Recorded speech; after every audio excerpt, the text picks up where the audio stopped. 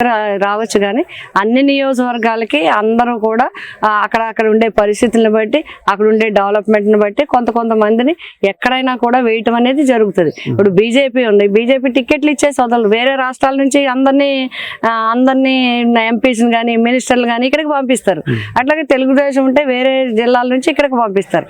ఇది పార్టీ పరంగా సంస్థాగత పరంగా జరిగేవి. పార్టీ డైరెక్షన్ ఆ క్యాండిడేట్ కు మద్దతుగా కొంత సపోర్ట్ గా కొన్ని విషయాలు చెప్పడానికి క్యాండిడేట్ ఎప్పుడు ఎక్కువగా పబ్లిక్ తో మూవ్ అవుతూ ఉంటాడు. కాబట్టి ఈ ప్రభుత్వం ఏం చేసింది, రేపు ఏం చేయబోతుంది అనేది కొంచెం హై లెవెల్లో ఉన్న వాళ్ళ చేత చెప్పించడం అనేది సాంప్రదాయంగా వస్తుంది. మా పార్టీ ఒకటే కాదు, అన్ని పార్టీలు జరుగుతాయి, దాంట్లో మా పార్టీ కూడా అంటే కాదు మేడం. నేను అనేది ఏంటంటే చాలా మంది అభ్యర్థులు అధినాయకులు అక్కడికి వచ్చి అంటే ప్రచారం చేస్తే బాగుంటుంది, కొంత మైలేజ్ ఇంకా ఎక్కువ గ్యాదర్ అవుతుంది అని అనుకుంటూ ఉంటారు. ఇక్కడ జగన్ గారు వచ్చే ప్రచారం చేస్తే వెల్ అండ్ గుడ్, అంటే ఎవరైనా అదే కోరుకుంటారు. ఒకవేళ రాకపోయినా కూడా మీరు గెలుస్తారు అనే నమ్మకం అయితే మీకు ఉందా మేడం? ఇప్పుడు మాకు ఇప్పుడు రేపు 21 నుంచి జరుగుతుంది. పార్లమెంట్ కి ఒక మీటింగ్ పెడతారు. ఆ మీటింగ్ ఎక్కడనేది డిసైడ్ చేస్తారు. అంటే ఒక చోట ఒక నియోజకవర్గంలోనే మీటింగ్ జరుగుతుంది, మిగతా 6 నియోజకవర్గాలు అక్కడికి రావాలి. మేము అక్కడికి తీసుకెళ్ళినా ఆయన ఇక్కడికి తీసుకొచ్చినా ఎక్కడైనా పిఠాపురం నియోజకవర్గ ప్రజల్ని ఆయన అడ్రస్ చేసేలాగా మేము చేస్తాం. ఒకటి. రెండోది ఆయన రావటం రాకపోవటం కాదు, ఈవేళ ప్రచారం అంతా మేము వెళ్ళేదంతా మేము చెప్పేదంతా జగన్మోహన్ రెడ్డి గారు చేసిన కార్యక్రమాలు, జగన్మోహన్ రెడ్డి గారు ఇచ్చిన అజెండా, జగన్మోహన్ రెడ్డి గారు ఇచ్చిన మరి చేసిన కార్యక్రమాలన్నీ మేము చెప్తాం. రేపు మళ్ళీ చేయబోయే కార్యక్రమాలన్నీ కూడా చెప్తాం. ఎక్కడైనా ఎప్పుడైనా ఆఖరి వరకు జగన్మోహన్ రెడ్డి గారే ఈ నియోజకవర్గానికి ఈ అభివృద్ధి ఏ విధంగా చేస్తారు, ముఖ్యమంత్రిగా ఆయన ఏం చేశారని చెప్తూనే మేము ముందుకెళ్తాం. మేడం, మీరు అంటే చాలా చదువుకున్నారు, విద్యాధికారులు. సో అంటే మీరు ఏం చదువుకున్నారు నాకు ప్రాపర్గా తెలియదు. ఒక్కసారి, ఎందుకంటే ఇది సోషల్ నెట్వర్క్ లో ఒక రకరకాల ట్రోలింగ్ నడుస్తున్నాయి మిమ్మల్ని పవన్ కళ్యాణ్ గారిని కంపేర్ చేస్తూ. మీరు ఏం చదువుకున్నారు మేడం? మీ నోటి ద్వారా వినాలనుంది. నేను degree women's college, ASD women's college కాకినాడలో చదువుకున్నాను. తర్వాత ఏయుపీజీ సెంటర్లో ఆంధ్ర యూనివర్సిటీ నుంచి MA politics, MA public administration, MA sociology చేశాను. మెడ్రాస్ యూనివర్సిటీ నుంచి ఎంఎస్సి సైకాలజీ చేశాను. అట్లాగే రాజమండ్రి జిఎస్ఎల్ లా కాలేజీ నుంచి లా చేశాను. నాగపూరి యూనివర్సిటీ నుంచి మాస్టర్ ఆఫ్ లా చేశాను. ఇప్పుడు ఎంబీఏ చేస్తున్నాను. అట్లాగే ఉమెన్ అండ్ చైల్డ్ రైట్స్ మీద డాక్టరేట్ చేయాలనేది, పిహెచ్డి చేయాలనేది నాకు ఒక ఇంట్రెస్ట్ ఉంది. దాని డాక్యుమెంట్స్ అన్ని కూడా నేను తయారు చేసుకుంటున్నాను. ఎందుకంటే ఎడ్యుకేషన్ అంటే చిన్నప్పటి నుంచి నాకు ఎంబీఏ చేస్తున్నాను. ఇంకొక సెమిస్టర్ ఎగ్జామినేషన్స్ రాయడానికి నాకు టైం కుదరలేదు. అట్లాగే హిందీలో ప్రాథమిక నుంచి రాష్ట్ర వరకు విశారద అక్కడ వరకు వచ్చాను. శారద విశారద అంత వరకు చేయాల్సి ఉంది. రాష్ట్ర వరకు కంప్లీట్ చేశాను. అంటే నాకు ఒక ఇంట్రెస్ట్, అది ప్యాషన్. అది ఈ కాకుండా నేను జర్నలిజంలో చేశాను, ఎన్విరాన్మెంట్ మీద చేశాను, నార్మల్ మెడిసిన్స్ మీద చేశాను, యోగా మీద సర్టిఫికెట్స్ తీసుకున్నాను. అట్లాగే హైయెస్ట్ సర్టిఫికెట్స్ ఇన్ ఫైనాన్స్ కానీ, అడ్మినిస్ట్రేషన్ కానీ, లోకల్ ఏరియా కానీ, స్థానిక సంస్థల మీద నేషనల్ ఎన్ఐఆర్డి నుంచి హైయెస్ట్ సర్టిఫికెట్లు తీసుకున్నది అప్పట్లో జిల్లా పరిషత్ చైర్మన్ గా, ఎంపీ రాజ్యసభగా వంగా గీత పేరే ఉంటుంది. Highest certificates, 1 year courses, 6 months courses. నాకు ఇంట్రెస్ట్, అంటే ఒక సబ్జెక్ట్ చదివితే పరీక్ష రాయడం కోసం అన్ని చదివితే నాకు అన్ని బాగా ఉంటాయనేది ఉద్దేశం. మేడం, మీరు రాజకీయంగా అంటే రాజకీయ నాయకులు అంటేనే అసలు టైం ఉండదు. అంటే పర్సనల్ టైం అనేది చాలా, స్పేస్ అనేది చాలా తక్కువ ఉంటుంది. అంటే ఫ్యామిలీకి కేటాయించడం, ఇటు వీళ్ళందరూ వస్తూ ఉండడం, పబ్లిక్ ఎక్కువ టైం కేటాయిస్తూ ఉంటారు. ఇలాంటి టైంలో ఎలా చదవగలుగుతున్నారో, ఆ రహస్యం ఏంటో, ఆ కిటుకు? అంటే సాధారణంగా వివాహం విద్యనాశనం అంటారు. నాకు ఇంటర్మీడియట్ ఎగ్జామినేషన్స్ అయిపోగానే మ్యారేజ్ అయిపోయింది. బట్ కాశీ విశ్వనాథ్ గారు, మా హస్బెండ్, మా అమ్మమ్మ గారి పట్టుదల వల్ల మాకు ఇంటర్మీడియట్లోనే మ్యారేజ్ అయిపోయింది. తర్వాత చదువుకుంటా అంటే మా మదర్ ఒప్పుకోలేదు. ఇక్కడ మీకు ఒక విషయం చెప్పండి, మా మదర్ ఒప్పుకోలేదు. పెళ్ళైతే కాలేజీకి ఏంటి చదవడానికి వీల్లేదని. బట్ మా ఫాదర్ ఏమన్నంటే వైఫ్ అండ్ హస్బెండ్కి ఇష్టం అయితే మీరు చేసుకోమన్నారు. అప్పుడు విశ్వనాథ్ గారు చదువుకోవాలనుకుంటే చదువుకొని ఆయనే తీసుకెళ్ళి ఉమెన్స్ కాలేజీలో నన్ను జాయిన్ చేశాను. అప్పటి నుంచి ఏ ఎగ్జామ్ను కూడా నేను ఫెయిల్ అవ్వలేదు. ఒక్క ఎగ్జామినేషన్లో వంగా గీత ఫెయిల్ అవ్వలేదు. ఎగ్జామినేషన్ రాస్తే పాస్ అవ్వాల్సిందే. ఇప్పటి వరకు నేను రాస్తూనే ఉన్నాను, చదువుతూనే ఉన్నాను.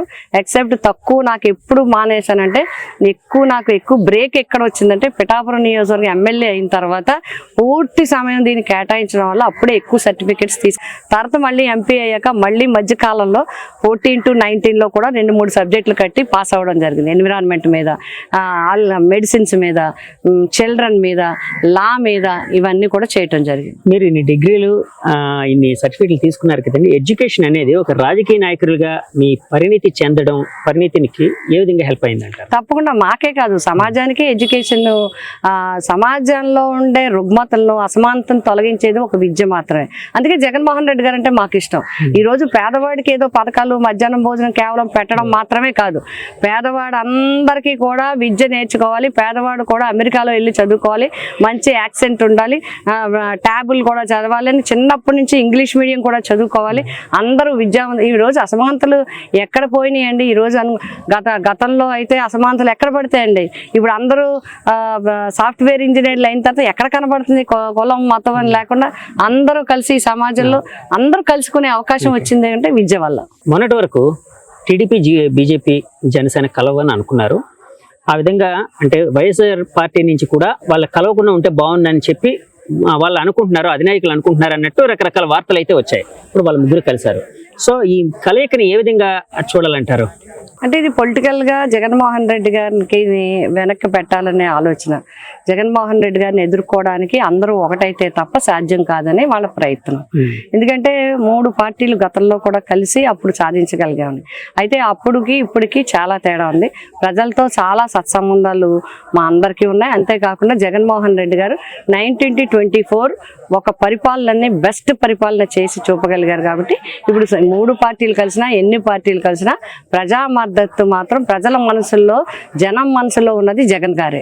తప్పకుండా విజయం సాధించే కాదు. ఎవరు ఎన్ని ఎత్తులు వేసినా కూడా, ఎవరు ఎన్ని ప్రయత్నాలు చేసినా కూడా రేపు రాబోయేది వైఎస్ఆర్సీపీ పార్టీ అధికారంలోకే వస్తుంది. జగన్ గారే ముఖ్యమంత్రి అవుతారు. మేడం, ఇప్పుడు అంటే 5 ఏళ్ళ పరిపాలన తర్వాత ఏ ప్రభుత్వం మీదైనా జనరల్ గా ఒక వ్యతిరేకత అనేది వస్తుంది. అంటే మీ మీద బయట వినిపిస్తుంది ఏంటంటే, అంటే ప్రతిపక్షాల నుంచి వ్యతిరేకత చాలా ఎక్కువగా ఉంది, ఆ వ్యతిరేకతే మమ్మల్ని గెలిపిస్తుంది అన్నట్టు.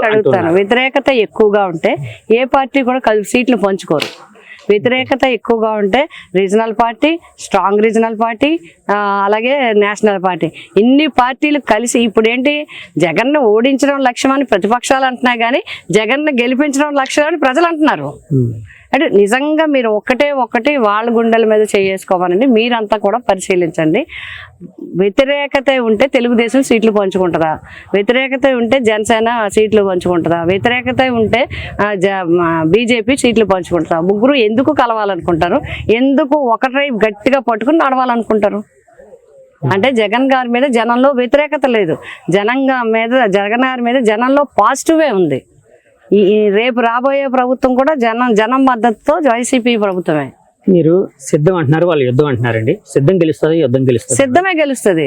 ఎందుకంటే వాళ్ళ ప్రజాగలం ఏదైతే మొన్న ముగ్గురు కలిసి, అంటే మోడీ గారు, చంద్రబాబు గారు, పవన్ కళ్యాణ్ గారు 2014లో కనిపించారు ఒకే స్టేజ్ మీద, మళ్ళీ 2024 10 ఏళ్ళ తర్వాత కనిపించారు. సో విపరీతమైన క్రౌడ్ పుల్లింగ్ జరిగింది, జనాలు స్వచ్ఛందంగా వచ్చారని చెప్తూ ఉన్నారు వాళ్ళు. సో సభను కూడా చూశారు, సభ మీద వచ్చిన కామెంట్స్ చూశారు, సభ ఎలా జరిగిందో చూశారు. మేమేం చెప్పక్కర్లేదు. మా సిద్ధం సభలు ఎలా జరిగాయి, ఆ యుద్ధం సభ ఎలా జరిగిందో ప్రజలే చెప్తున్నారు. కాబట్టి ఎప్పుడు సిద్ధమే గెలుస్తుంది. సిద్ధం యొక్క విజయమే తథ్యం అవుతుంది. వైఎస్ జగన్మోహన్ రెడ్డి గారే రేపు 24లో సీఎం కాబోతుంది. వై నాట్ 175 అన్నారు మేడం. సో మీరు ఆ మధ్య సభలు పెట్టినప్పుడు అంటే ఇది ఒకటి చెప్పండి మేడం. అంటే యాక్చువల్గా గ్రీన్ మ్యాట్లో ఎక్కడ సభలు చేయలేదు, ఇది మొట్టమొదటిసారిగా జగన్మోహన్ రెడ్డి గారి సంప్రదాయం మొదలు పెట్టారని చెప్పి ప్రతిపక్షాలు రకరకాలుగా విమర్శలు అయితే చేశాయి. సో వాళ్ళు అన్నది కూడా ఏంటంటే, అక్కడ వచ్చిన జనాలందరూ మార్ఫింగ్ అంటే గ్రాఫిక్స్ లో వాటిలో క్రియేట్ చేశారు ఇట్లాగని అన్నారు. సో దీన్ని ఎలా చూడాలంటారు? అలాంటిది ఏదైనా ఉందా అండి? అది సాధ్యమా? ఇంకేం చెప్తారు? వాళ్ళు ఫ్రస్ట్రేషన్ లో ఏం మాట్లాడుతున్నారో తెలియట్లేదు. జనాల్లో గ్రాఫిక్లు, లైవ్ సభలు అలా గ్రాఫిక్లో చేయడానికి సాధ్యమా?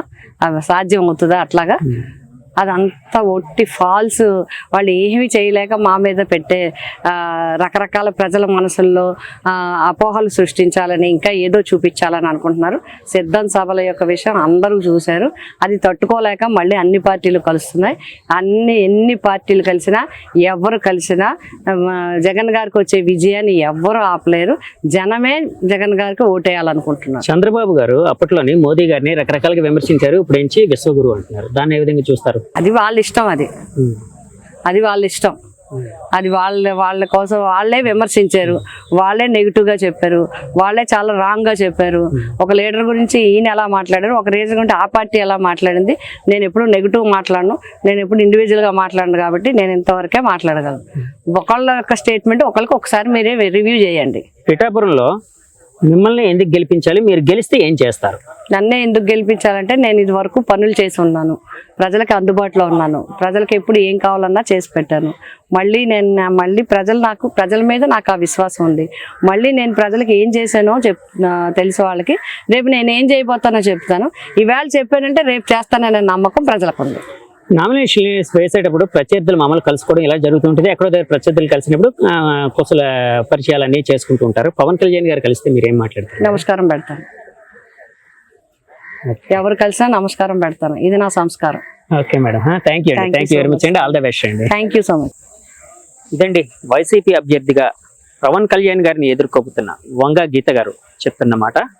తన విజయం తథ్యమని చెప్తున్నారు. అట్లాగే ఇక్కడ నేను ఒక లోకల్ క్యాండిడేట్ గా ఉండడం వల్ల నాకు అన్ని సమస్యలు తెలుసు. సో పిఠాపురం ప్రజలు ఇంతకుముందు నన్ను ఎన్నుకున్నారు, ఇప్పుడు కూడా నన్ను ఎన్నుకుంటారని చెప్తున్నారు. కంప్లీట్గా అంటే 2024లో అయితే మళ్ళీ జగన్ గారి ప్రభుత్వం వస్తుంది. ఎంతమంది కలిసి వచ్చినా జగన్ గారిని ఏం చేయలేదని చెప్తూ ఉన్నారండి. ఇంటర్వ్యూ మీకు నచ్చితే మా ఛానల్ లైక్ చేయండి, కామెంట్ చేయండి, సబ్స్క్రైబ్ చేయండి. Thank you very much. Signing off మీ జగదీష్. Bye bye.